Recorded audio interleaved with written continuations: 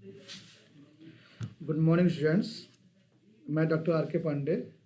आज विशिष्ट शिक्षा, स्पेशल एजुकेशन और समावेशी शिक्षा के संदर्भ में हम एक छोटा सा इंट्रो लेक्चर देना चाह रहे हैं आपके लिए, जो कि डिट प्लस बी, पीआरटी, केवीएस, एनवीएस तथा यूजीसी नेट के परीक्षाओं के लिए बहुत ही इम्पोर्टेंट है। जैसा कि हम जान रहे हैं कि डिट प्लस बी के तहत जो PRT, special education, TGT grade की जो वैकेंसीज़ हैं वो अभी आई हुई हैं या अभी वो आने वाली हैं। और साथ ही साथ जब हम यूजीसी नेट एजुकेशन से पढ़ते हैं तो इसका यूनिट नंबर 10 जो है वो एक स्पेशल एजुकेशन या इंक्लूसिव एजुकेशन का एक बहुत महत्वपूर्ण पॉइंट है।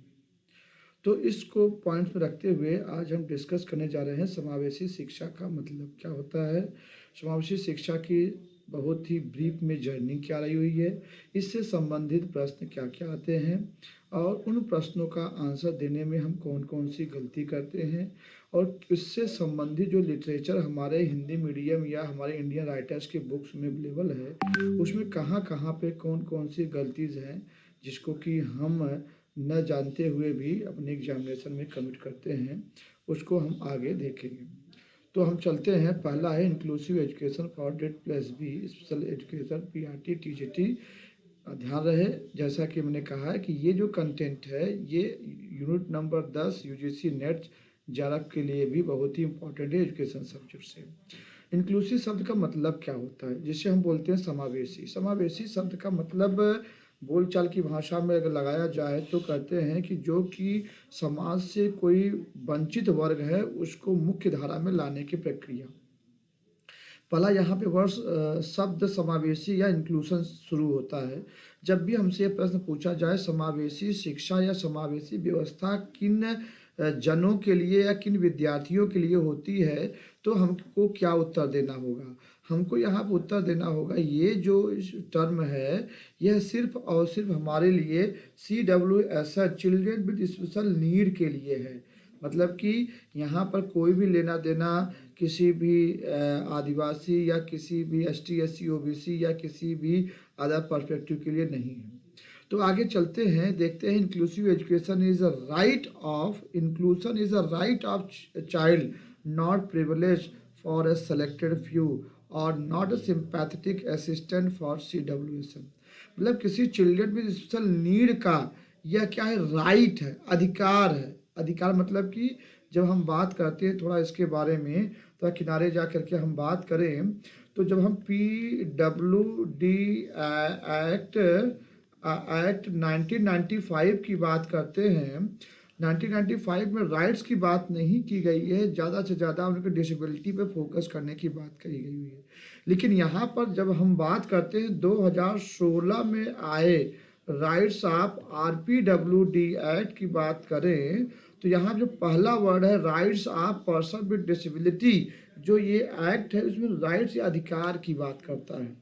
तो इंक्लूसन जो है, जो समावेशी शिक्षा जो है हमारे विशिष्ट आवश्यकता वाले या हमारे निःशक्त जन के लिए ये अधिकार है, क्योंकि हम जानते हैं कि हमारा जो मौलिक अधिकार है, मौलिक हमारे फंडामेंटल राइट्स हैं जो आर्टिकल नंबर 12 से लेकर के आर्टिकल नंबर 32 तक हमारे संविधान में वर्णित हैं। इन राइट्स को इंश्योर करने का काम जो करता है हमारा सुप्रीम कोर्ट करता है और हमारे जो भी हमारे संविधान के कस्टोडियन हैं ये फंडामेंटल राइट्स को ही यहाँ पे इंश्योर करने की बात करते हैं। तो जो समावेशी शिक्षा जो है, अब प्रश्न होता है कि समावेशी शिक्षा लाने का उद्देश्य क्या था। क्या ये मानवतावादी उपागम है, क्या यह दयावादी उपागम है, जैसे यहाँ लिखा हुआ सहानुभूति क्या है कि मतलब सहानुभूति नहीं है, ये क्या राइट अप्रोच है। The inclusion is the right of every child who is CWS children with special need है। यहाँ पे हमको अधिकार पर जोर देना होगा कि इस प्रत्येक व्यक्ति का ये अधिकार है कि समाज के मुख्य धारा में वह समान रूप से सामान्य बच्चों के साथ में पढ़े। यहाँ पे सिंपैथेटिक एटीट्यूड नहीं अपनाना चाहिए, सहानुभूति नहीं कि ये व्यक्ति दिव्यांग है या ये व्यक्ति विकलांग है इसलिए उसको हम यहाँ पे सहायता दे रहे हैं, ऐसा यहाँ पर नहीं होना चाहिए। बल्कि यह उसका अधिकार है। ये जो CW समावेशी की एक सिंपल सी परिभाषा दी गई। इंक्लूसिव एजुकेशन के बारे में RT एक्ट 2009 ने क्या कहा हुआ है? जब RT एक्ट 2009 के हम प्रावधानों की बात करेंगे, जो इसका सेक्शन नंबर 5 है, सेक्शन नंबर 5 है, वो कहता है कि नो डिस्क्रिमिनेशन, किसी बच्चे को कोई भी हम डिस्क्रिमिनेट नहीं कर सकते हैं। इसी तरीके से सेक्शन नंबर 9 की बात करते हैं। सेक्शन नंबर 9 ये कहता है this is a duty of the parents and this is duty of community. इसी तरीके से सेक्शन नंबर 10 की बात करते हैं, ये कहता है duty of the whole system, ये पूरे व्यवस्था तंत्र की बात है कि समाज के प्रत्येक बच्चे को हम समान शिक्षा दें और सहज शिक्षा दें। इसी संदर्भ में हम RT एक्ट ने क्या कहा हुआ है इंक्लूसिव एजुकेशन, समावेशी शिक्षा के लिए हम उसको डिस्कस कर रहे हैं। इस पॉइंट में देखिए, इंक्लूसिव एजुकेशन फैसिलिटेट्स, ये फैसिलिटेट वर्ड यहाँ पे आ रहा है। फैसिलिटेट वर्ड को हम जब डिस्कस करते हैं, मतलब कि ये पूरे व्यवस्था तंत्र के तत्परता की बात करता है। मतलब कि यदि कोई भी समाज का बालक या बालिका समाज से वंचित रह जाता है, फेल हो जाता है, असफल हो जाता है, पीछे छूट जाता है, तो यह जिम्मेदारी किसी एक शिक्षक या किसी एक प्राध्यापक या किसी एक बालक के माता पिता की नहीं है, बल्कि ये पूरे व्यवस्था तंत्र की जिम्मेदारी यहाँ पाता है। इसलिए यहाँ पर हम लीगल लैंग्वेज में देखें तो टर्म यूज किया गया facilitate an environment of learning readiness. Readiness का मतलब सर जी यहाँ पर है कि रेडीनेस हमको उसके संस्थागत परिवर्तन लाना है, उसमें मानसिक परिवर्तन लाना है। किसमें मानसिक परिवर्तन लाना है? व्यवस्था में मानसिक परिवर्तन लाना है, न कि हमको बालक में परिवर्तन लाना है।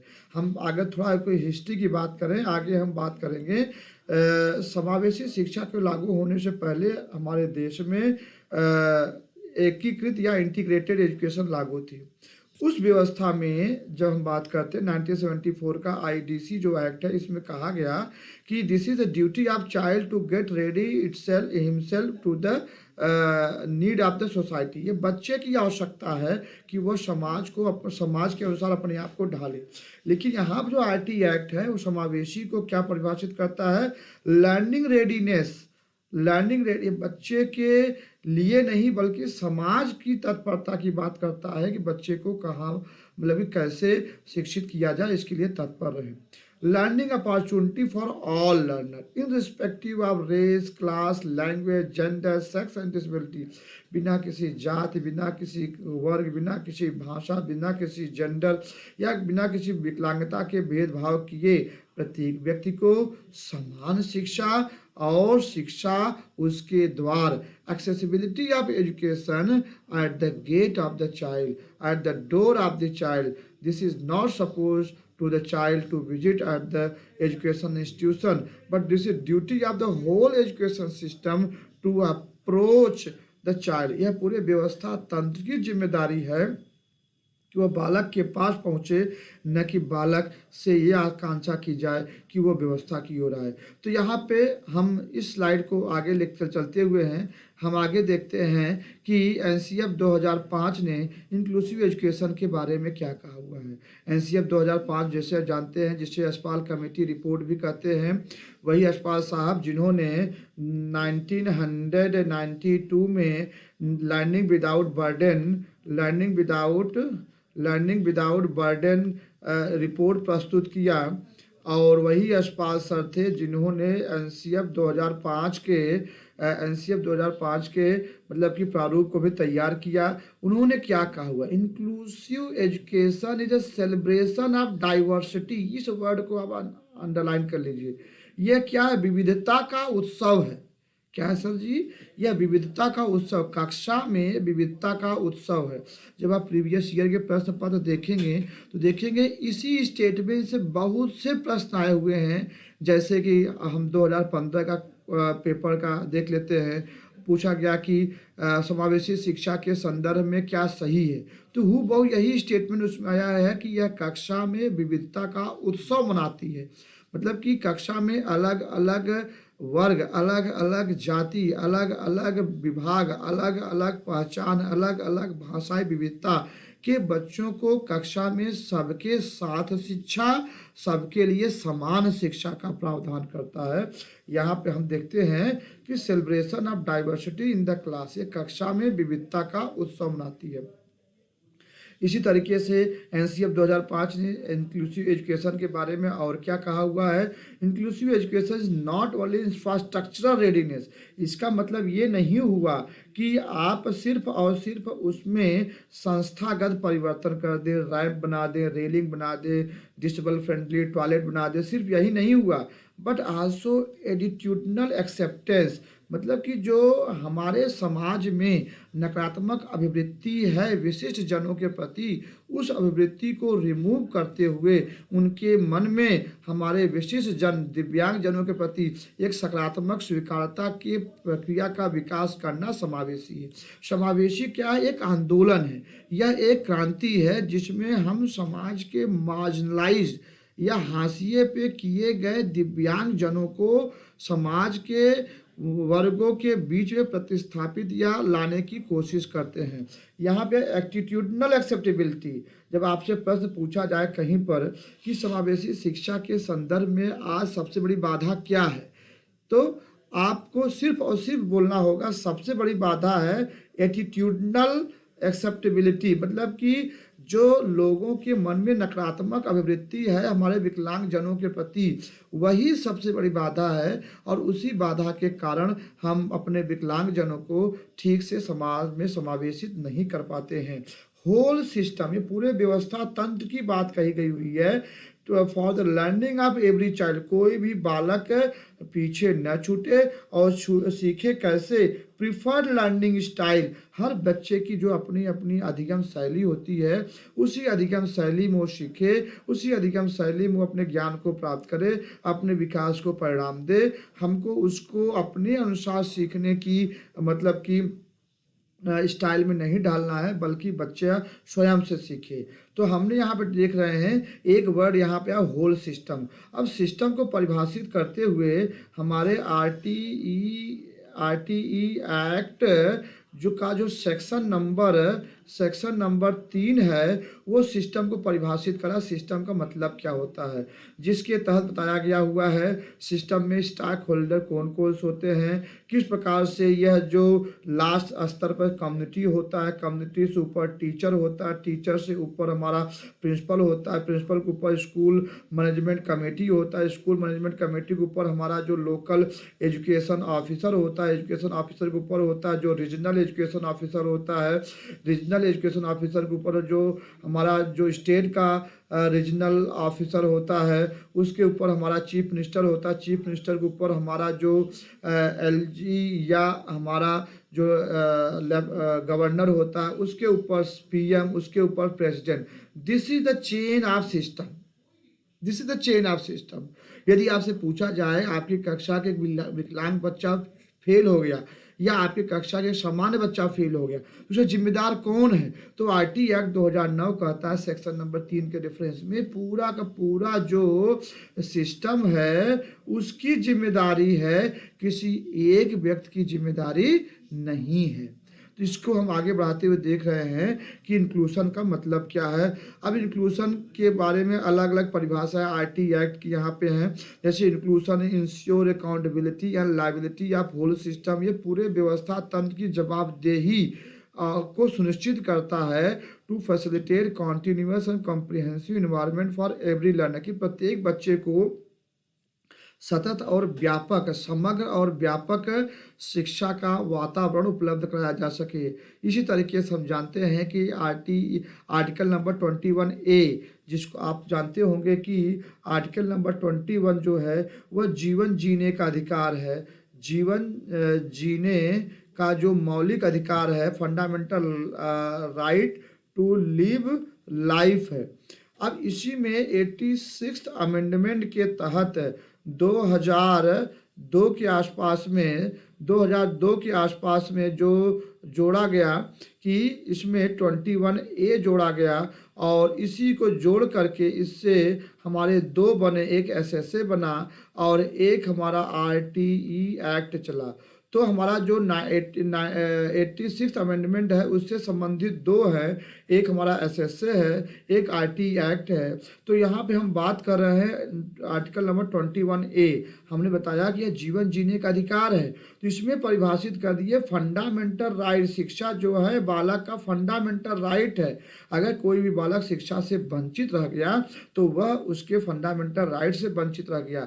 हम जानते हैं कि हमारा जो संविधान का मूल ढांचा जो है, जिसको केशवानंद भारती 1973 में परिभाषित करते हुए आदरणीय सुप्रीम कोर्ट ने कहा कि यह संविधान का मूल ढांचा है, तो उसमें फंडामेंटल राइट उसका मूल ढांचा है। सर जी, अगर फंडामेंटल राइट हम इंश्योर नहीं कर पाए, इसका मतलब हम बच्चे के शिक्षा को इंश्योर नहीं कर पाए, इसका मतलब हमने संविधान को सही मान संयोजित नहीं किया, इसका मतलब हमारी जो व्यवस्था जो है कहीं न कहीं अपने कर्तव्य के निर्वहन करने में सक्षम नहीं हो पाई है। तो यहाँ पे हम देख रहे हैं कि आर्टिकल नंबर 21A है वो डिस्क्राइब कर रहा है शिक्षा भी बालक का जीवन जीने का अधिकार है। यदि किसी बालक को शिक्षा से वंचित किया गया, इसका मतलब आप उसके जीवन जीने के अधिकार से वंचित कर रहे हैं। इसका मतलब चाहे वो विकलांग हो, चाहे वो शकलांग हो, चाहे एबल्ड हो, चाहे डिसेबल्ड हो, किसी भी प्रकार के डिस्क्रिमिनेशन को बिना किए आपको सबको शिक्षा, एक लाइन हमको बार बार बोलनी पड़ रही है कि जो क्या करा है, सबको शिक्षा, सबको शिक्षा, शिक्षा और समान शिक्षा, समान शिक्षा, समान शिक्षा की बात कही जा रही है। सबको शिक्षा हो और सबको समान शिक्षा हो, मतलब कोई भी व्यक्ति शिक्षा से वंचित नहीं रहना चाहिए। तो यहाँ पर हम आगे चल रहे हैं। Without inclusion universalization of education is not possible. तो यहाँ पे हम डिस्कस कर रहे हैं कि यूनिवर्सलाइजेशन ऑफ एजुकेशन का मतलब क्या हुआ। तो यहाँ पर यूनिवर्सलाइजेशन ऑफ एजुकेशन का मतलब समझने से पहले ये जान लें कि शिक्षा के सार्वभौमिकरण करने की आवश्यकता क्या आन पड़ी। तो शिक्षा का सार्वभौमिकरण का मतलब क्या होता है। शिक्षा का में सार्वभौमिकरण ध्यान दीजिएगा। तो एक होता है कि सार्वभौमिकरण का मतलब ये हो गया शिक्षा सबके पास पहुँचे, सबके पास बराबर बराबर शिक्षा की पहुँच हो, ये शिक्षा का सार्वभौमिकरण हो गया।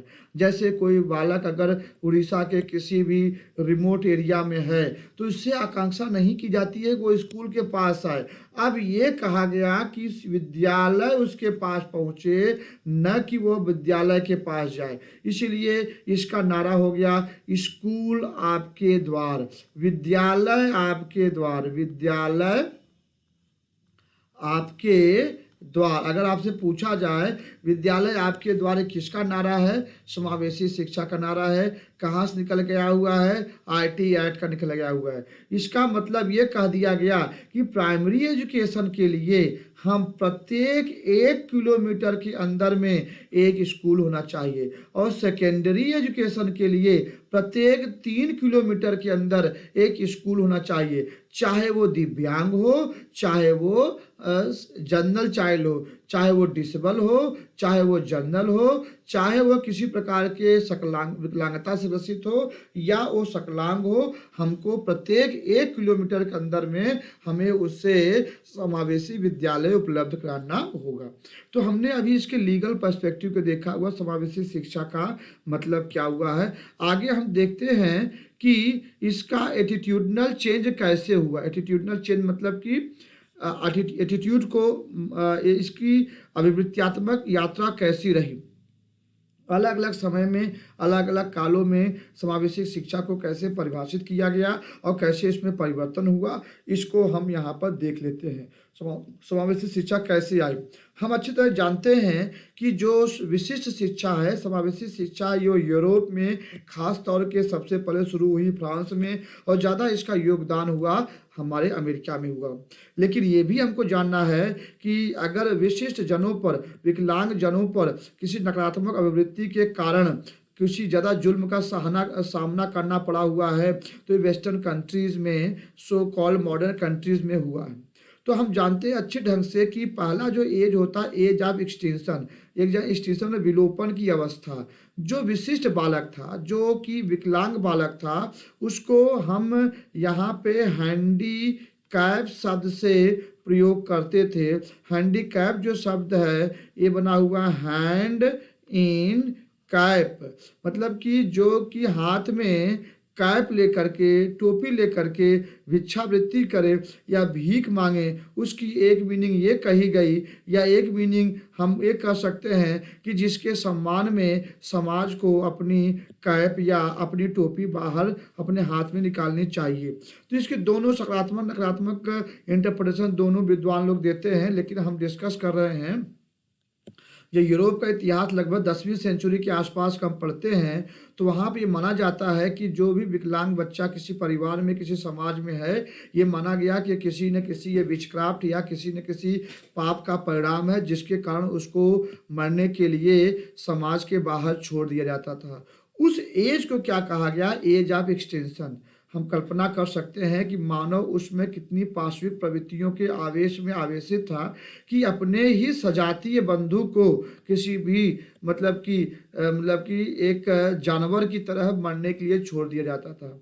तो इस special child was not consider a living being, उनको हम ह्यूमन बीइंग को भी नहीं समझते थे और उनको समाज में मरने के लिए छोड़ देते थे।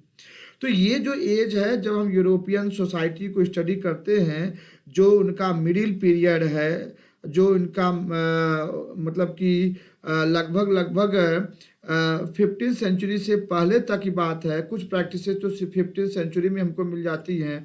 तो जो उनका इतिहास आता है उसमें हमारे विशिष्ट जन को, विकलांग जन को एक सम्मानित दर्जा न देते हुए तो समाज से उनको एक मतलब कि एक पापपूर्ण रवैये से मान करके उनको अलग कर दिया जाता था।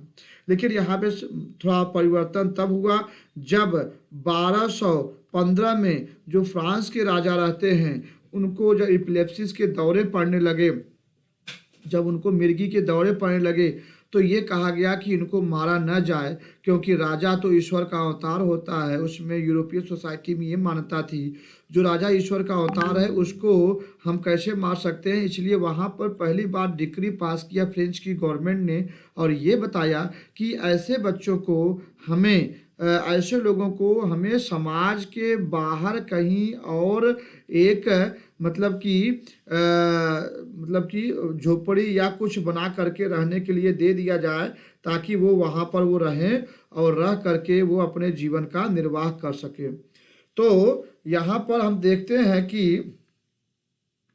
यहाँ पर हम ये देख रहे हैं कि जो पहला पीरियड था सेग्रीगेशन, इसमें दूसरा पीरियड से बच्चे को, व्यक्ति को समाज के बाहर कहीं दूसरी सोसाइटी में या दूसरे जगह पर जीवन निर्वाह करने के लिए, जैसे ये मेन सोसाइटी है, मेन सोसाइटी से बाहर कहीं मतलब कि किसी जंगल में या किसी वीरान जगह पर उनको रहने के लिए दे दिया गया। अब इसी के बाद हमारा जन्म होता है स्पेशल एजुकेशन। स्पेशल एजुकेशन क्या था कि यहाँ पर तो अभी सामाजिक ये विलगावकरण था, सामाजिक रूप से पहचान था, ये संस्थागत हो गया। संस्थागत मतलब कि अब एक इंस्टीट्यूशन खोली गई, एक संस्था खोली गई, जिसमें जो बच्चे पढ़ने वाले हैं वो स्पेशल चाइल्ड हैं। अब यहाँ पे एक बात डिस्कस करना बहुत ही सार्थक होगा, स्पेशल चाइल्ड का मतलब क्या होता है। वे बालक या वे जन जिनकी आवश्यकताएं सामान्य बालक या सामान्य जनों से अलग होती हैं, उसे हम विशिष्ट व्यक्ति या विशिष्ट बालक कहते हैं, जिन्हें हम बोल चाल की भाषा में विकलांग या हैंडीकैप भी कहते हैं, मतलब कि नकारात्मक अभिरुचि में। तो विशिष्ट बालक कौन है? अगर आपके प्रश्न पत्र में आ जाए विशिष्ट कहते किसे हैं, तो आपको एक लाइन टिक करना है कि जिनकी आवश्यकता सामान्य बालकों से इतर हो, सामान्य बालकों से हट करके हो, whose need is different from the general person is called special child. यहाँ पे आपको टिक ये नहीं करना है कि जो विकलांग हो, जो मतलब कि ब्लाइंड हो, या जो कि किसी भी अलग प्रकार की असक्षमता से ग्रसित हो, आपको ये नहीं करना है। तो हम यहाँ पे क्या देख रहे हैं कि स्पेशल एजुकेशन में जो बच्चे पढ़ रहे हैं वो क्या हैं, वो सारे के सारे विशिष्ट बालक हैं, विशिष्ट बालक हैं।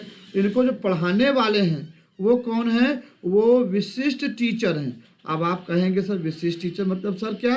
विशिष्ट टीचर हम उन टीचरों को कहते हैं जिन्होंने विशिष्ट बालकों को पढ़ाने के लिए विशिष्ट प्रकार का प्रशिक्षण ले रखा हुआ हो, जिनको अलग प्रकार से ट्रेनिंग दी गई हो, जिनको कि अलग प्रकार से मतलब कि उनको पढ़ाने का मतलब का ट्रेनिंग दी गई हो। इसी तरीके जो पढ़ाने का स्कूल इन्वायरमेंट है वो स्पेशल है, उनको स्पेशली अडॉप्ट किया गया हुआ है ऐसे व्यक्तियों को, बालकों को पढ़ाने के लिए। जो टीचिंग मेथड होगा वो भी स्पेशल होगा, जो करिकुलम होगा वो भी स्पेशल होगा, जो स्कूल का इन्वायरमेंट होगा वो भी स्पेशल होगा। तो अगर हम बात करें यहाँ स्पेशल एजुकेशन में हमारा टीचर क्या होगा, बच्चा क्या होगा, सारे के सारे स्पेशल बच्चे होंगे। टीचर क्या होगा, स्पेशल बच्चों को पढ़ाने के लिए ट्रेंड होगा। मेथड क्या होगा, स्पेशल बच्चों को लिए ही यूज किया जाने वाला मेथड होगा। इनके curriculum, teaching method, school environment सारे के सारे स्पेशल होंगे। तो एक प्रकार देखा जाए कि एक समाज में हम एक पैरेलल समाज चला रहे हैं। समाज का जो सामाजिक ढांचा है उस ढांचे से इतर इस समाज में पाए जाने वाले जितने भी विकलांग जन थे उनको हटा करके हमने क्या किया, समाज के अलग तबके में हमने भेज करके इनको पढ़ने के लिए भेज दिया। तो ये एक प्रकार की अच्छी व्यवस्था कुछ समय तक थी, लेकिन इससे समस्या क्या होने लगा, ये समाज है और ये एक अलग प्रकार की एक पैरेलल सोसाइटी चल रही है। तो ये जो बच्चे हमारी स्पेशल एजुकेशन ग्रहण कर रहे हैं, पर्सन विद डिसेबिलिटी, उनको रहना कहाँ पर है, उनको रहना है समाज के मुख्य धारा में ही रहना है। तो क्या ये पढ़ करके समाज के मुख्य धारा में वापस लौट पा रहे हैं? ऐसे रिसर्च किए गए, ऐसे शोध किए गए, पता लगा कि जो बच्चे स्पेशल एजुकेशन सिस्टम से पढ़ रहे हैं उनका सामाजिक विकास, उनका भाषाई विकास, उनका संप्रेषणात्मक विकास, उनका सोशल स्किल डेवलपमेंट सामान्य बच्चों की अपेक्षा में बहुत ही समस्यात्मक रहा हुआ है। इस समस्या को पार पाने के लिए हमने एक नई व्यवस्था का डेवलपमेंट किया जिसे हम बोलते हैं इंटीग्रेटेड एजुकेशन। इंटीग्रेटेड एजुकेशन में हमने क्या अपनाया, मेन स्ट्रीमिंग अपनाया। मेन स्ट्रीमिंग अभी हम आगे डिटेल से डिस्कस करेंगे मेन स्ट्रीमिंग का मतलब क्या होता है, लेकिन यहाँ पे डिस्कस कर लेते हैं इंटीग्रेटेड एजुकेशन है क्या। हमने समस्या क्या फेस किया स्पेशल एजुकेशन में, हमारे दो पैरेलल सोसाइटीज आपस में चल रही हैं, दोनों के बीच में कोई भी इंटरेक्शन नहीं हो रहा है। हमने इंटीग्रेटेड सोसाइटी में इंटीग्रेशन में क्या किया कि बच्चे को स्कूल प्रीमाइसेस के अंदर ही हमने क्या किया, एक अलग से सेटअप तैयार कर दिया। मतलब कि एक बच्चे जो स्पेशल बच्चा है उसको कुछ समय तक हमने भेजा एक स्पेशल स्कूल में, जैसे एग्जाम्पल के तौर पे ब्लाइंड है, विजुअली चैलेंज बच्चा है, उसको कुछ समय तक हमने भेजा एक स्पेशल स्कूल में जहाँ पे वो ब्रेल सीख गया, जहाँ पे वो अपने टैक्टाइल सेंसेस की ट्रेनिंग सीख गया, जहाँ पे उसको हमने ओरिएंटेशन मोबिलिटी की ट्रेनिंग दे दी, जहाँ पे उसको हमने ऑडिटरी परसेप्शन की ट्रेनिंग दे दी। उसके बाद हमने उसका नामांकन कहाँ पे कराया, जनरल स्कूल में कराया। ये जो जनरल स्कूल है यहाँ बच्चा मतलब सुबह से लेकर के शाम तक पढ़ता है जनरल बच्चों के साथ में। उसके बाद जो समस्या यहाँ पे महसूस करता है उसको ट्यूशन के तौर पर जो उसका स्पेशल विद्यालय होता है वो फिर से उसको देता है। तो यहाँ पे हम देख रहे हैं इंटीग्रेट करने की कोशिश कर रहे हैं। हमारा जो बच्चा है, जो चाइल्ड है, उसके अंदर हम क्या दे रहे हैं, उसके अंदर ट्रेनिंग दे रहे हैं, उसके अंदर क्या दे रहे हैं, उसके अंदर तत्परता दे रहे हैं, उसके अंदर जो कमी है उसको पूरा करने की हम जरूरत समझ रहे हैं। फिर उसके बाद उसकी भाषाई आवश्यकता पूरा करके उसको हम सामान्य बच्चों के साथ हम मतलब कि उसको समावेशित करने की कोशिश कर रहे हैं, इंटीग्रेट करने की कोशिश कर रहे हैं। देखने में व्यवस्था अच्छी लग रही है कि हम बच्चे के आवश्यकता के हिसाब से कार्य कर रहे हैं। बच्चे को पहले हम विशिष्ट विद्यालय में या विशिष्ट जनों के विशिष्ट प्रशिक्षित व्यक्ति के द्वारा आप ट्रेनिंग दे रहे हैं, उसके बाद उसे समान विद्यालय में भेज रहे हैं। लेकिन यहाँ पे समस्या क्या है, समस्या यहाँ पे ये है कि जब हम बात करते हैं सामान्य जन की, तब हम बात करें फंडामेंटल राइट्स की, तब हम बात कर रहे हैं आईटी एक्ट 2009 की, तब हम बात कर रहे हैं संविधान की बात कर रहे हैं। हमारा संविधान क्या कर रहा है उसकी हम बात कर रहे हैं। संविधान की बात करते हुए हम यहाँ पर उसकी दुहाई दे रहे हैं। लेकिन जब हम बात कर रहे हैं विशिष्ट आवश्यकता वाले बालक की, तब हम यहाँ पर उसमें अलग क्राइटेरिया को अपना रहे हैं। जैसे कि हमने विशिष्ट बालक के संदर्भ में कहा कि वो खुद ही प्रशिक्षित हो और प्रशिक्षित हो करके वो आए अपने विद्यालय में आए। लेकिन जब हम बात करते हैं सामान्य विद्यालय के बालक में, तो वहाँ पे कह रहे हैं, हमारा नारा है विद्यालय आपके द्वार, विद्यालय आपके द्वार। यदि कोई बच्चा पढ़ने में कमज़ोर है तो इसको विद्यालय पढ़ाएगा। यदि कोई बच्चा मतलब कि भोजन नहीं पाला, मॉल न्यूट्रिशन है, तो मिड डे मील स्कूल देगा। यदि कोई बच्चा इकोनॉमिकली डिप्राइव क्लास का है तो उसको स्कूल सिस्टम उसको मतलब कि किसी प्रकार का मतलब फीस चार्ज नहीं करेगा। यदि कोई बच्चा एजुकेशन से वंचित रह गया हुआ है तो IT एक्ट सेक्शन नंबर 5 कहता है कि किसी प्रकार के डॉक्यूमेंट के अभाव में हम उसको एडमिशन देंगे। कोई बच्चा अगर रिमोट एरिया में रह रहा है तो IT एक्ट कहता है कि हर 1 किलोमीटर में और 3 किलोमीटर के इर्द गिर्द विद्यालय खोलना है। इसी तरीके से कोई पनिशमेंट देता है तो कहता नहीं, आप नहीं पनिशमेंट दे सकते हैं। कोई बच्चा फेल करता है, सेक्शन नंबर 16 और सेक्शन नंबर 38 IT एक्ट कहता है कि नहीं, किसी बच्चे को आप फेल नहीं कर सकते, नो डिटेंशन पॉलिसी अपनाना है। जब आप जनरल बच्चों की इतनी क्राइटेरिया अपना रहे हो तो हमारे स्पेशल बच्चों के लिए आप ये क्यों कर रहे हो कि वो खुद से प्रशिक्षित हो करके, खुद से ट्रेनिंग ले करके, खुद से ब्रेल सीखे, खुद से ओरिएंटेशन सीखे, खुद से मोबिलिटी सीखे, खुद ऑडिटरी ट्रेनिंग सीखे, खुद टैक्टाइल सीखे, खुद से अपना, उसके बाद वो जनरल बच्चों के साथ है। ऐसा करके क्या हमारी व्यवस्था हमारे विशिष्ट आवश्यकता वाले बच्चों के साथ अन्याय नहीं कर रही है? बिल्कुल कर रही है। इसमें देख रहे हैं हम चाइल्ड सेंटर तो यहाँ पे हैं। IT एक्ट जो बात करता है वो चाइल्ड सेंट्रिक एजुकेशन की बात करता है।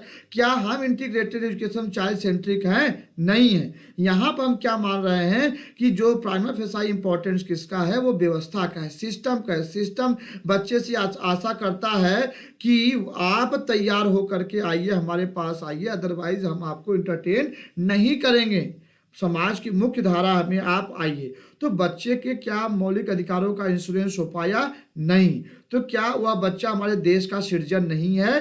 बिल्कुल है। क्या ऐसा करके हमारी व्यवस्था ने उसके मौलिक अधिकारों का मतलब कि हनन नहीं किया? बिल्कुल किया। तो इस व्यवस्था की कमियों को सरपास करने के लिए हमने इंक्लूसिव एजुकेशन को लॉन्च किया। इंक्लूसिव एजुकेशन, ध्यान दीजिएगा, यह एक समग्र व्यवस्था में परिवर्तन है। समग्र व्यवस्था में परिवर्तन मतलब सर क्या? यह सिर्फ संस्थागत तत्परता नहीं है, ये है एटीट्यूडनल रेडीनेस है। आप देखिए इसके बारे में, an approach of readiness of whole system for learning of every child in common schooling. मतलब जो जनरल स्कूलिंग सिस्टम है उसमें हम प्रत्येक बालक को समान शिक्षा, सबके लिए शिक्षा देंगे। तो यहाँ पे आगे बढ़ने से पहले हम एक बात देख लेते हैं कि जो हमारा जो एटीट्यूडनल जर्नी है वो कैसे कहाँ कहाँ पे आगे बढ़ी। हम जानते हैं जो एटीट्यूड होता है यह एक मेंटल कंस्ट्रक्ट है, जो जैसा कि कार्ल जुंग साहब ने परिभाषित किया हुआ है, attitude is a mental construct which may be positive, which may B negative, which may be real, which may B फैलेशियस। जो वास्तविक भी हो सकता है, रियल भी हो सकता है, और सत्य भी हो सकता है, असत्य भी हो सकता है, कांस्टेंट भी हो सकता है, लूसिड भी हो सकता है, ये चेंजेबल भी है। तो जैसे बात करें, कभी भी हमारे समाज में बच्चियों को शिक्षा को लेकर के नकारात्मक अभिवृत्ति थी कि ये नहीं पढ़ पाती हैं, तो उसको सुधारा गया, उसको हटाया गया, जिसका परिणाम आज हम देख रहे हैं कि साइंटिस्ट लेकर के फाइटर प्लेन के पायलट तक हमारी बच्चियां, हमारी जो बहनें हैं वो अपना सर्वोच्च योगदान दे रही हैं। इसी तरीके से यदि हमने अगर हमारे जो समाज के वंचित वर्ग हैं, ST SC OBC हैं, उनके प्रति हमने अगर अपने नकारात्मक अभिरुचि को परिवर्तन नहीं किया होता तो हमारे समाज में ये जो वंचित वर्ग के लोग हैं समाज की मुख्य धारा में सम्मिलित नहीं हो पाते हैं। तो उसी कंटिन्यूएशन में आज के समय की मांग है कि हम अपनी नकारात्मक अभिवृत्ति को परिवर्तन करें और परिवर्तन करके लाएं कि वो भी हमारे जैसे हैं, वो भी हमारे साथ पढ़ सकते हैं, उनकी संवेदनाएं हमारे जैसी है, उनका दिल भी हमारे जैसा धड़कता है, उनमें वही रक्त संचार होता है जो हमारे में है, उनके भी इंटरनल एक्सटर्नल ऑर्गन हमारे जैसे ही बने हुए हैं, उनमें सेम DNA है जो हमारा है, वो भी इसी मिट्टी से बने हुए हैं जिस मिट्टी से हम बने हुए। इसलिए ये हमारी फंडामेंटल ड्यूटी है कि हम उनके राइट्स को इंश्योर करें और उनको सबके साथ समान शिक्षा, सबके साथ बराबर शिक्षा पढ़ने का अवसर प्रदान करें।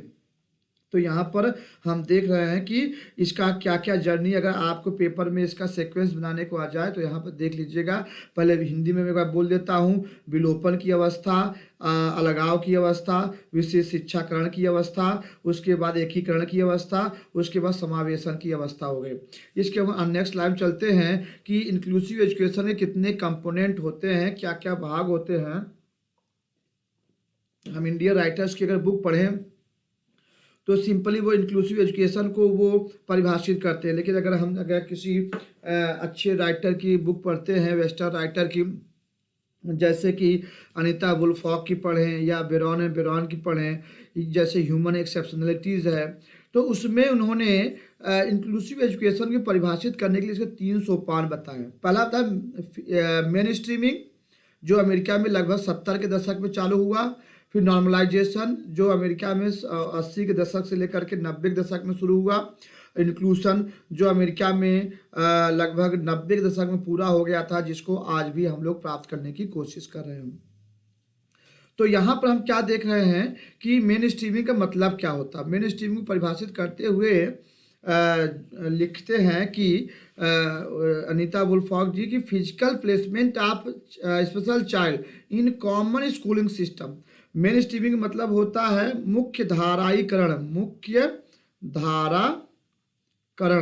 मुख्य धारा में बच्चे को लाना। जो समाज का जो बहुलतावादी समाज है, उसमें जो बच्चा, जो व्यक्ति समाज से कटा हुआ है, उसको उसके परिवेश में लाना, ये हमारा मेन स्ट्रीमिंग हो गया। तो मेन स्ट्रीमिंग को परिभाषित करते हैं 1792 में एक अमेरिकन स्कॉलर लिखते हैं कि क्या लिखते हैं कि फिजिकल प्लेसमेंट ऑफ चाइल्ड, वह व्यवस्था जिसमें कि हम किसी भी विशिष्ट बालक को, विशिष्ट जन को समाज के मुख्य धारा में क्या करें, सम्मिलित करा दें, प्रस्तुत कर दें। फिजिकल, एक बार याद रखना होगा, कहीं पेपर में आ जाए तो ये फिजिकल प्लेसमेंट ऑफ चाइल्ड, मतलब भौतिक रूप से उसको उसमें मिला देना है। स्कूलिंग सिस्टम, जैसे कि अब एक एग्जांपल लेते हैं, ये हमारे समाज की मुख्य, ये जनरल स्कूल है। अब ये हमारा एक इंटीग्रेटेड स्कूल था। अब हम तो इंटीग्रेटेड स्कूल की आगे की बात कर रहे हैं ना। तो अब हम मेन स्ट्रीमिंग में क्या डिस्कस करेंगे, मेन स्ट्रीमिंग डिस्कस करेंगे कि ये जो चाइल्ड है, इस बच्चे को हमको यहाँ से उठा करके यहाँ पर प्रस्तुत कर देना है। जनरल स्कूल में, कॉमन स्कूल सिस्टम में अगर यहाँ इसको उठा के यहाँ पे ला रहे हैं, यहाँ पे तो इसके लिए सब कुछ इसके हिसाब से व्यवस्था थी। टीचर था इसके हिसाब से था, इसके पीएस थे इसके हिसाब से, इन्वायरमेंट था इसके हिसाब से था, इसका करिकुलम इसके हिसाब से था, टीचिंग मेथड इसके हिसाब से था, जो स्कूल का एक्सेसिबिलिटी था इसके हिसाब से था, इसका टॉयलेट जो था इसके हिसाब से था, स्कूल के प्रिंसिपल का जो बिल्डिंग थी उसके हिसाब से, सारा कुछ इस बच्चे के हिसाब से था, क्योंकि यह एक स्पेशल बिल्डिंग के रूप में बनाई गई थी। हमने इस बच्चे को उठा करके ला करके जनरल स्कूल में डाल दिया। जनरल स्कूल में हमने इसको इनरोल करा तो दिया, लेकिन क्या इन सुविधाओं को हमने इंश्योर किया है अभी तक? अभी हमने इंश्योर नहीं किया हुआ है। तो जब हम बात करें मेन स्ट्रीमिंग, वह प्रक्रिया होती है जिसमें हम किसी विशिष्ट व्यक्ति को, विशिष्ट बालक को सॉरी, मतलब कि विशिष्ट शिक्षा व्यवस्था से उठा करके या समाज के हाशियीकरण व्यवस्था से उठा करके समाज मतलब कि समान विद्यालय में उसका नामांकन करा देते हैं। मतलब कि उसका नामांकन हम अब स्पेशल स्कूल में ना कराएंगे, हम उसका नामांकन सिर्फ और सिर्फ जनरल स्कूली व्यवस्था में कराएंगे। हमने फिजिकली तो प्लेसमेंट दे दिया इसको जनरल बच्चों के साथ पढ़ने का मौका दे दिया, लेकिन इसके साथ अभी ये तैयारी होनी बाकी है। ये तैयारी मतलब कि अभी टीचर को ट्रेनिंग देना बाकी है, उसके स्टूडेंट पीयर को ट्रेनिंग देना बाकी है, एजुकेशनल करिकुलम ट्रेनिंग देना बाकी है, टीचिंग मेथड कैसे किया जाए उसकी बाकी है। जैसे इसका सबसे बड़ा एग्जाम्पल हम देख लेते हैं हमारे इंडिया में कई स्टेट हैं जिन्होंने समावेशी शिक्षा के बात को अपने पॉलिसी पेपर्स में लिख रखा हुआ है, लेकिन सैद्धांतिक रूप में लिख रखा हुआ है, अभी व्यवहारिक रूप में अभी जाना बाकी है। लेकिन व्यवहारिक रूप में अगर किसी स्टेट ने सबसे ज़्यादा काम किया हुआ है तो दिल्ली ने काम किया है। इस संदर्भ में दिल्ली में अगर हम बात किया जाए तो 2011 से लेकर के, या इससे थोड़ा पीछे जाए तो 2009 से लेकर के 2011 का जो समय था, इसमें बहुत ही जोर शोर दे करके ये कहा गया कि हमें अब समावेशी शिक्षा को लागू किया जाना होगा। तो यह 2009 का जो डॉक्यूमेंट है दिल्ली एजुकेशन का, IEDSS एक्ट, आप जब उसको पढ़ेंगे तो यहाँ पर आई का मतलब इंटीग्रेटेड एजुकेशन लिखा हुआ है, ध्यान दीजिएगा। तो बाद में इसको 2018 के आसपास में या 2016 के आसपास में मतलब कि अमेंड करके वहाँ पे इंटीग्रेटेड एजुकेशन हटा करके इंक्लूसिव एजुकेशन लिख दिया गया।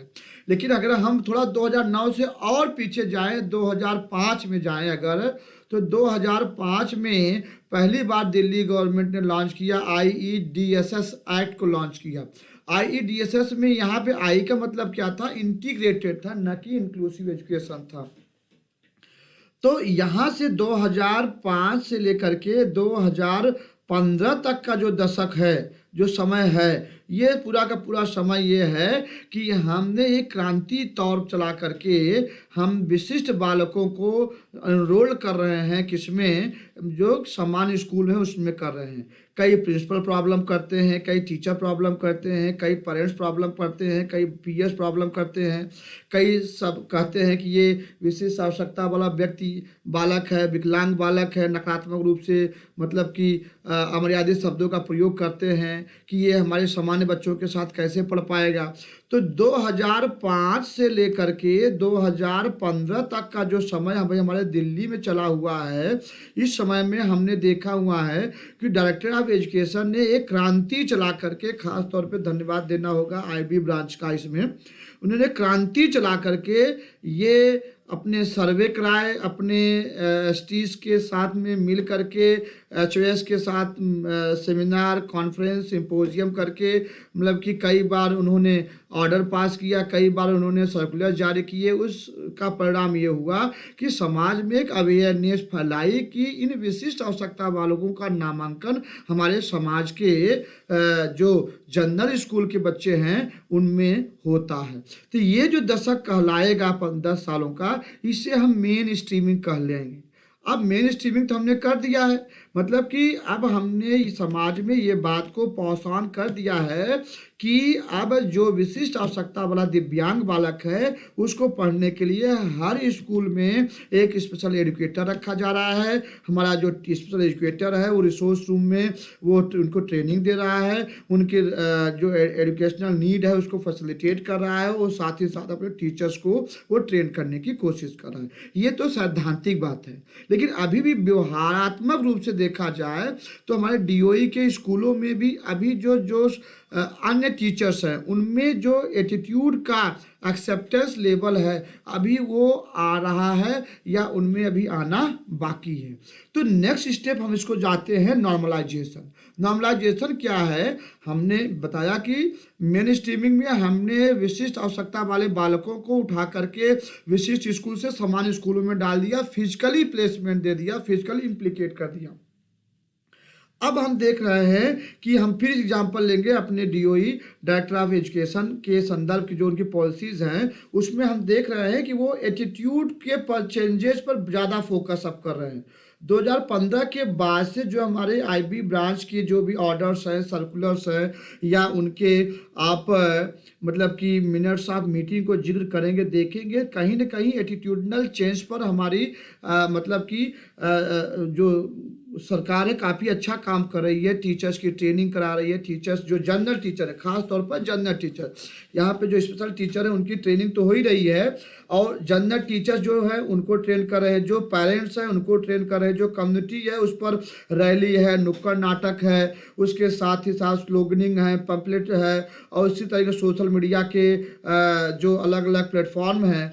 तो 2015 से लेकर के अभी जो अद्यतन 2022 तक का जो रिकॉर्ड अगर हम पढ़ें तो हमने अभी देखा हुआ है कि एक क्रांति के तौर पर स्वीकार करते हुए हमारी जो खास तौर के हमारे जो दिल्ली के एजुकेशन सिस्टम है उसमें एटीट्यूडनल एक्सेप्टेंस पर बहुत ही जोर दिया हुआ है। और अभी जो अन्य स्टेट की बात करें तो केरला ने थोड़ा इस पर काम किया हुआ है, हरियाणा भी थोड़ा काम करा, लेकिन अभी उनका इंटीग्रेशन वाला ही दौर चल रहा है। यूपी गवर्नमेंट ने भी काम किया हुआ है एडहॉक या कॉन्टेक्चुअल बेस पर, उन्होंने स्पेशल एजुकेटर टीचर रख करके थोड़ा काम करना कोशिश किया, लेकिन अभी उस पर बहुत ही सुधार की संभावना है। तो हम नॉर्मलाइजेशन, हम बात करें नॉर्मलाइजेशन क्या है, दिस एटीट्यूडनल एक्सेप्टेंस, हमने यहाँ बच्चे को ला दिया। अब हमने क्या करना है कि हमारा जो स्पेशल बच्चा है उसके प्रति हमारे जो जनरल टीचर हैं उनके मन में सकारात्मक अभिवृत्ति लानी है, सकारात्मक स्वीकारता लाना है। जो उसका पीयर्स है वो पीयरिंग करके, बड़ी सपोर्ट करके उनके मन में लाना होगा कि ये बच्चा जो है समाज का है, वो आपका भाई है, अगर ये पिछड़ा रहेगा तो आप भी पिछड़े रहोगे। तो शुरू में बच्चों की पीयरिंग करने में दिक्कत आई थी, ये आया कि ये बच्चा ब्लाइंड है या यह अलग प्रकार का बच्चा है तो हमारे साथ ये क्यों पढ़ रहा है, तमाम प्रकार की बाधाएं आई। लेकिन अब हम दिल्ली के स्कूलों में देखिए तो कहीं ना कहीं एक सकारात्मक परिवर्तन आपको देख के मिलेगा, खास तौर के पीयर्स के व्यवहार में। सभी पीयर्स उन चिल्ड्रन विद स्पेशल नीड को एक हाई अटेंटिव मोड पर नहीं सपोर्ट देते हैं, बल्कि उनके समस्याओं को सिंप्लीफाई करने के लिए खुद ही वो आगे सेल्फ प्रॉम्प्टेड रहते हैं। तो पीयर के सपोर्ट में हम देख रहे हैं कि चेंजेस इसमें आ रही है। और साथ ही साथ जो कम्युनिटीज़ है इसमें, जैसे एसएमसी हो गया, लोकल एमएलए हो गए, लोकल कम्युनिटी हो गए, उसके वहाँ पर हमने मतलब कि रैली लगाई। अभी भी हमारा जो शिक्षा निदेशालय है वो नुक्कड़ नाटक ऑर्गेनाइज करता है, उसमें शोगलिंग करता है, रैली निकालता है, ताकि लोगों को जानकारी हो कि अब इन विशिष्ट आवश्यकता वाले बच्चों को हमें मतलब कि अलग से स्कूल, स्पेशल स्कूल में नहीं भेजना है, बल्कि इनको सामान्य स्कूल में ही उनको लाना है। इसी तरीके से लास्ट वाला जो हमारा ये है, यह readiness and liability accountability of every stake holder.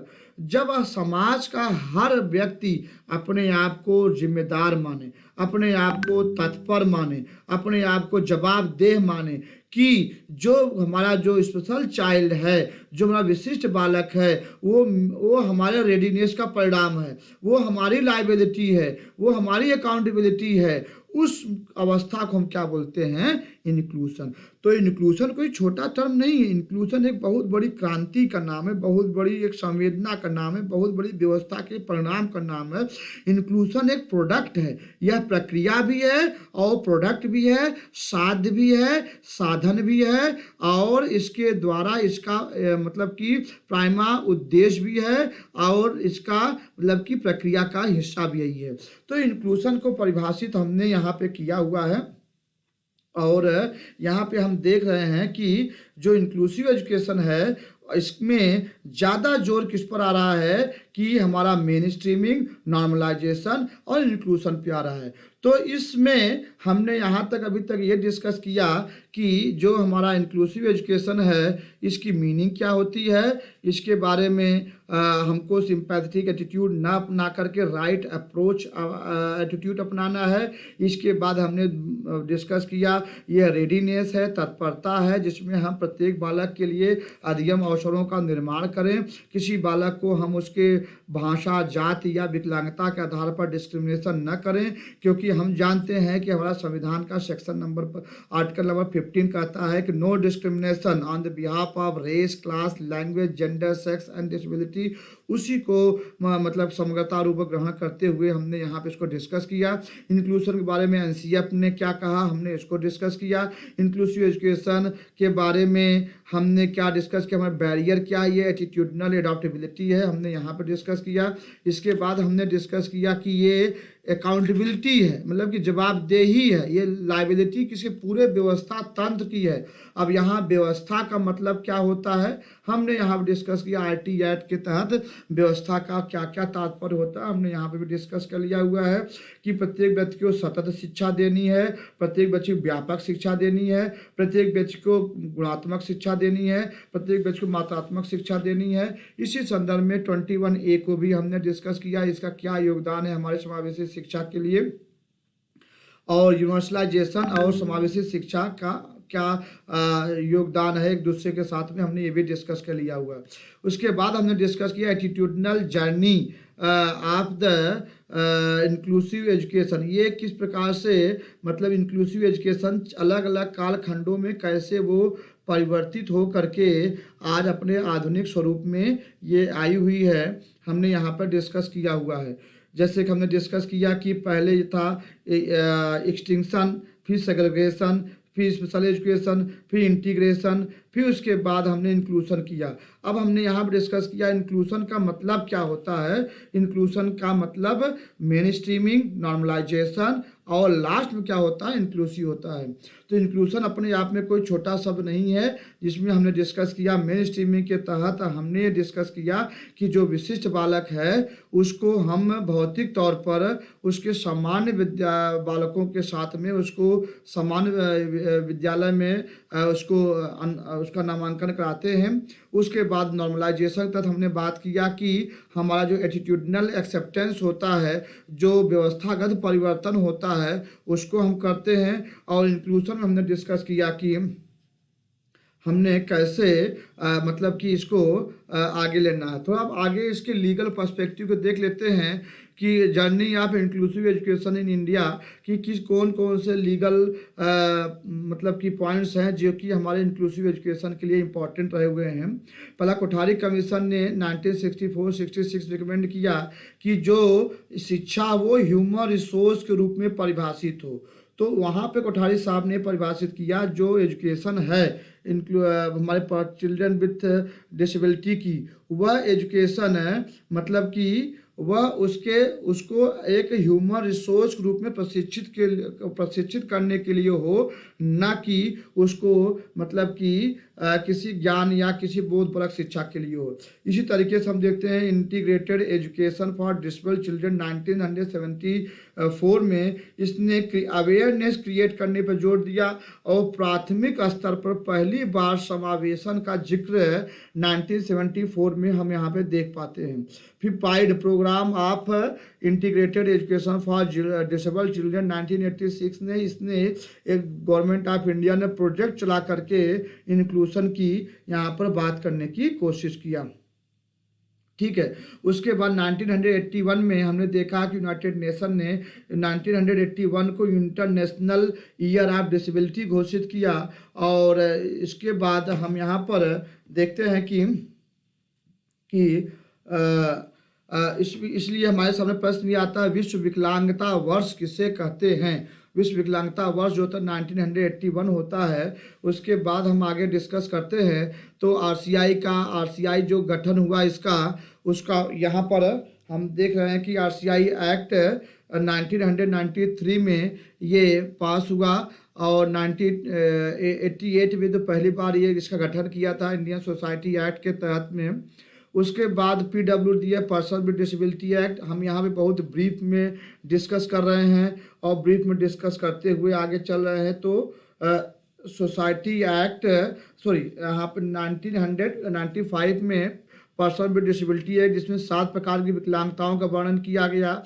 यह एक डिसेबिलिटी मॉडल पर आधारित था। यह डिसेबिलिटी मॉडल पर आधारित था जिसने कि मतलब कि पर्सन विद डिसेबल के डिसेबिलिटी पर ज़्यादा जोर दिया, न कि उनके मतलब कि अंदर सामाजिक आवश्यकता पर जोर दिया। हम जानते हैं नेशनल ट्रस्ट एक्ट ने 4 प्रकार की और विकलांगता को परिभाषित किया, जिसमें ऑटिज्म हो गया, जिसमें हमारा CP सेरेब्रल पॉल्सी हो गया, इसी तरह SLD हो गया और न्यूरोलॉजिकल डिसऑर्डर हो गया, मल्टीपल डिसेबिलिटी हो गई। इसको परिभाषित करने की कोशिश किया। फिर हम यहाँ पर देखें सर्व शिक्षा अभियान 2001-2002 जिसके बारे में हम जानते हैं यह केंद्र सरकार द्वारा चलाई गई यह एक शिक्षा की योजना थी, जिसमें कि ये बताया गया कि सबके लिए शिक्षा का सार्वभौमिकरण हो। सार्वभौमिकरण मतलब यूनिवर्सलाइजेशन हो, मतलब universalization of education for all. अभी कुछ देर पहले हमने डिस्कस IEDSS एक्ट जो पास हुआ, integrated education for disable children eight senior secondary level. ये इससे पहले 2005 में आया हुआ था, अभी बाद में 2009 में इसको रिवाइज किया गया, और इसके बाद इसके कई 2016 में इसको रिवाइज किया। इसकी हम डिटेल में डिस्कस करेंगे, तो इसके कई प्रावधान हैं। इसने सेकेंडरी लेवल के समावेशी शिक्षा की बात की ही। इसी तरीके से RT एक्ट ने अभी हमने डिस्कस कर लिया, जो कि एजुकेशन को फंडामेंटल राइट के तौर पर परिभाषित करता है। जब फंडामेंटल राइट तौर पर परिभाषित करता है तो जो चिल्ड्रन विद डिसेबिलिटी है उनकी भी जो एजुकेशन है वो उनके फंडामेंटल राइट के लिए है। इसलिए समावेशी शिक्षा जो है ये पूरे व्यवस्था की जिम्मेदारी है, किसी एक व्यक्ति या किसी एक समाज या किसी एक टीचर की जिम्मेदारी नहीं है। यहाँ पे हम डिस्कस करते हैं।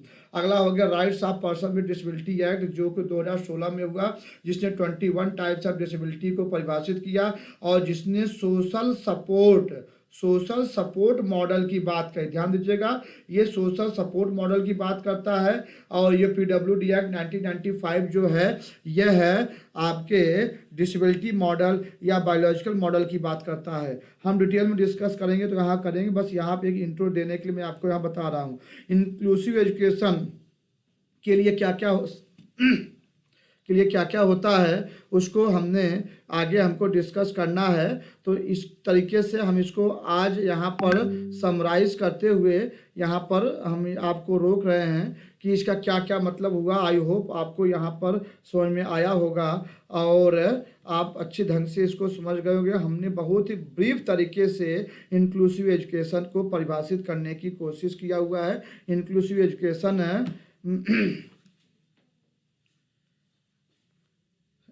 एजुकेशन का क्या क्या महत्व रहा हुआ। सर आ जाइए, सर आ जाइए।